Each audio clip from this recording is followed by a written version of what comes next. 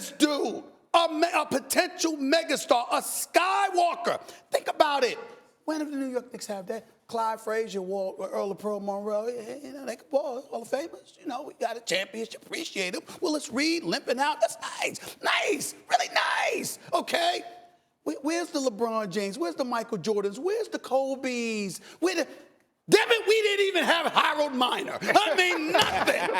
The closest thing we had to something like that was Kenny Skywalker out of Kentucky, okay, who was a one-armed bandit. We know that in respect to Kenny, wherever you are. Look, you know what I'm saying? I mean, come on, man. I mean, look.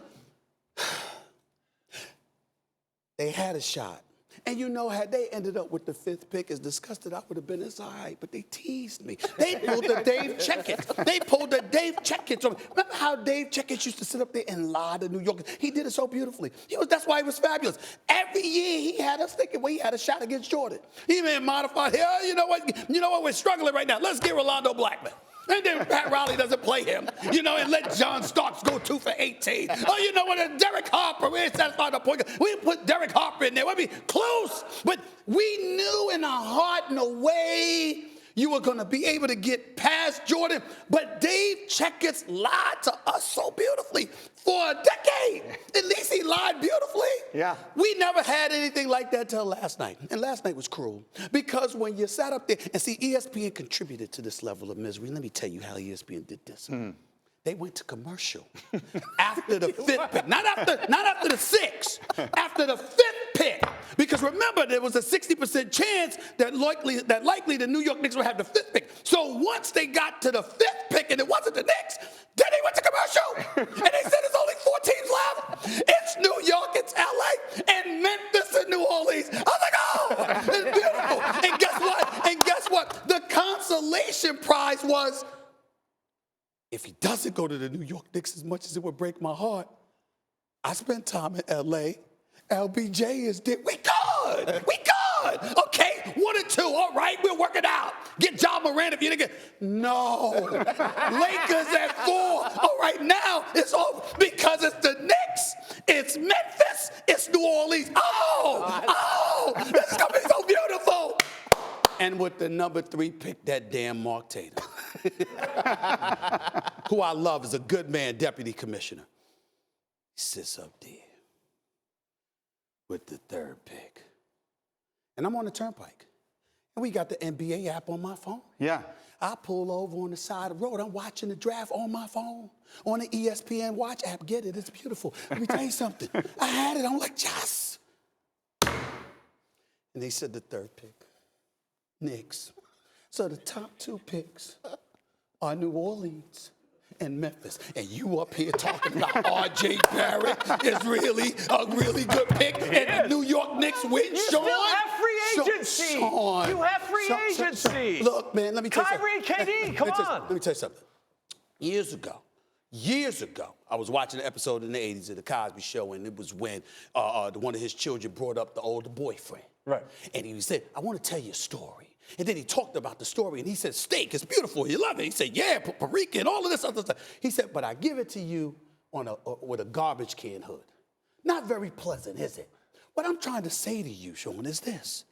It doesn't matter right now when you're talking about basketball. We'll see them play, but when you got a marquee, a box office attraction outside of Madison Square Garden, this Zion, and you're fantasizing about a Skywalker being at the Garden, and Woj was right because the New York Knicks weren't going to trade, even though people out there were saying that the New York Knicks, and I had heard the New York Knicks was going to trade Zion, package him with some pieces to try and get Anthony Davis, and I know Anthony Davis's camp probably wanted that out there as well. Here's the reality.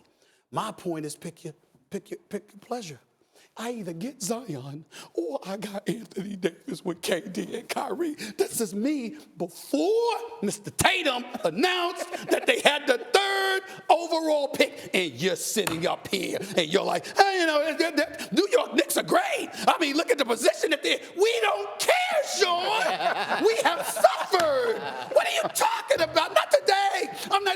I'm not questioning his basketball analysis. No, Man knows the basketball. Yeah. I'm saying to you, it's the insensitivity. I'm sorry. It's not today. Not today. Wife tells me I'm insensitive. We don't. Yeah, you are. Okay, this is not the day. Not the day for R.J. Barrett ain't the day. Right. It was Zion or nothing. Correct. No. And that is what New Yorkers are going through. We are all disgusted with Sean on your behalf. Very quickly.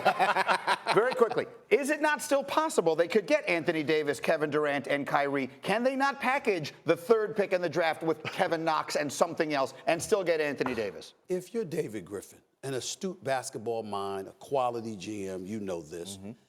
Are you taking the third overall pick with a Kevin Knox and a Frank Ntilikina who they couldn't give away for a box of cookies? Are you taking that for Anthony Davis?